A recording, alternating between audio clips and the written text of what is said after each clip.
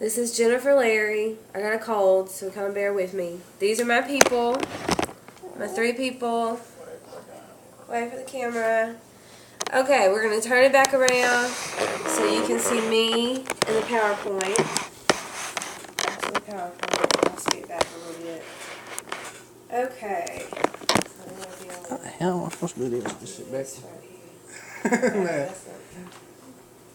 Should I sit? Okay. No, it's okay. It's okay. She knows that we got issues. Okay. Okay. So you see it. Eh? Okay. Okay. She can see me. Okay. Counseling is something that is used in many different career fields to help people work through problems or make the best choices. It is more about helping people in whatever area needed than about being in a particular area of practice. It is about making a pathway to healing. This is why counseling is so spread out in different career fields. There are counselors in the school setting, in private practice, in mental hospitals, and sometimes even in the business at the disposal of the employers. Specialty areas of counseling include educational, vocational, and school counselors, elementary and high school counselors, rehabilitation counselors, mental health counselors, substance abuse and behavioral disorder counselors, and marriage and family counselors as written in the article Counselor Salary. I originally became interested in counseling as a child.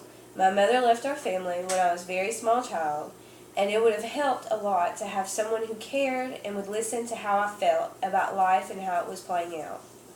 Today, I'm planning to give you a little background or history on this field, information I received from a psychiatrist from a personal interview, and some information about the future of this career. So, to begin with, we will start with the background or history of my chosen profession of counseling. Counselors and psychiatrists deal with people who have mental diseases, learning difficulties, and challenging behavior. The term challenging behavior was introduced in North America in the 1980s and was originally used to describe problematic behaviors in people with mental retardation or learning disabilities, as mentioned in the article, Management of People with Challenging Behavior. A widely accepted definition of challenging behavior is culturally abnormal behavior of such an intensity, frequency, or duration that the physical safety of the person or others is likely to be placed in serious jeopardy, or behavior which is likely to seriously limit use of or result in the person being denied access to ordinary community facilities. Challenging behaviors do not always come to the attention of healthcare professionals. A large proportion of people who exhibit challenging behavior are dealt with by the penal system, the educational system, or social services and the voluntary sector. Psychiatric patients who turn to emergency rooms for care need regular outpatient appointments with a doctor they know and trust who can monitor their symptoms and assess the efficiency of their often complicated medication regimens as written in the article, The Woman Who Ate Cutlery. People like mentioned above need the help that I would like to offer as a counselor. These people have trouble getting care, so they feel the need to go to the emergency room to be treated. In my personal practice, I would like to have a special program for people like this to get real help, even if they do not have the means. Why should they suffer from mental health disorders just because they are poor?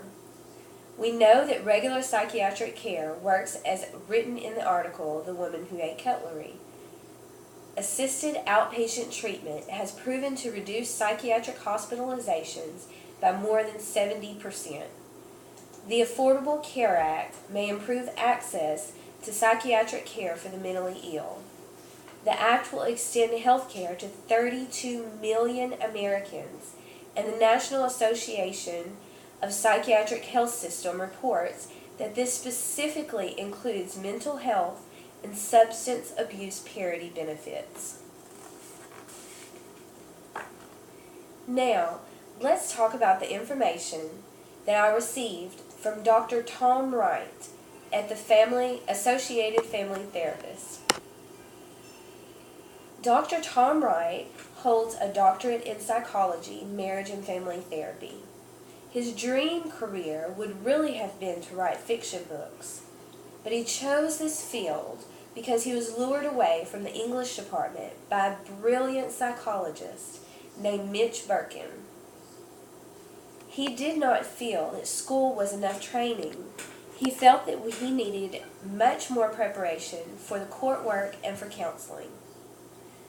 His salary range depends on how much work he does, since he is in his private practice. He is a clinic director, and he works the same as the other clinicians, but he's also the one that gets in trouble when something goes wrong. He's responsible for allocating his time and energy as to avoid burnout or overload. If he fails, he's the one that has to deal with the consequences. A normal day would be psychotherapy, diagnostic evaluation and counseling, forensic consulting, evaluation and court testimony, and general administrative duties. Most of his work is face-to-face with somebody, and he enjoys it reasonably well, but it is work, meaning he wouldn't be doing it if he didn't get paid for it. His advice to me was to avail myself of work-study placement if possible. No classroom or coursework can prepare me for the realities of practicing psychology. Know your job, use the language correctly, and don't try to help anybody else with their problems before dealing with your own. It's absolutely essential to be able to write clearly, correctly, and including how to give testimony properly and how to handle cross-examination. His favorite thing about his career would be individual psychotherapy, but his least favorite thing about it would be dealing with third-party payers, such as insurance companies. The quote he left me with was, "You can defend your heart, you can be an artist, but you can't be both." The next thing I will speak with you about is the future of the field of counseling. Employment growth from the years 2010 to 2020 for the field of individual and family service in the substance abuse and behavioral counselor field is expected to be right around 49%, according to the Occupational Outlook Handbook. Counseling employment is expected to increase by 18% between 2008 and 2018, varying by specialty. A faster than average increase for all occupations, as written in the article Counselor Salary.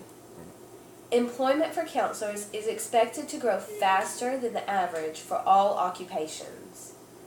Job growth will vary by counseling specialty, but job opportunities should be favorable because there will be more job openings exceeding the number of graduates from counseling programs, particularly in rural areas.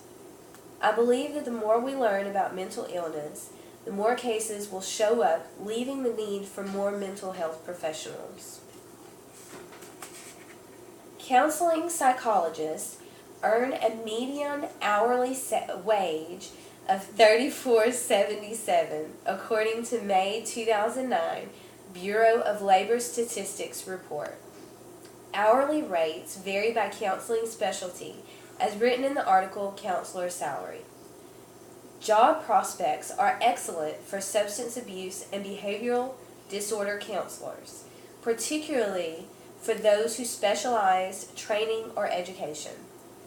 Employers often have difficulty recruiting workers with the proper educational requirements and experience in working with addiction. In addition, many workers leave the field after a few years and need to be replaced.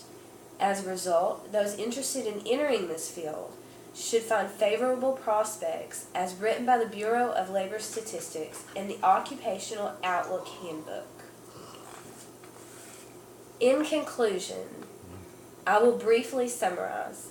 I discussed the history of fundamentals of counseling, some information that I discussed with Dr. Wright about being a counselor, and the future outlook of the field of counseling. My plans to be a counselor are on track.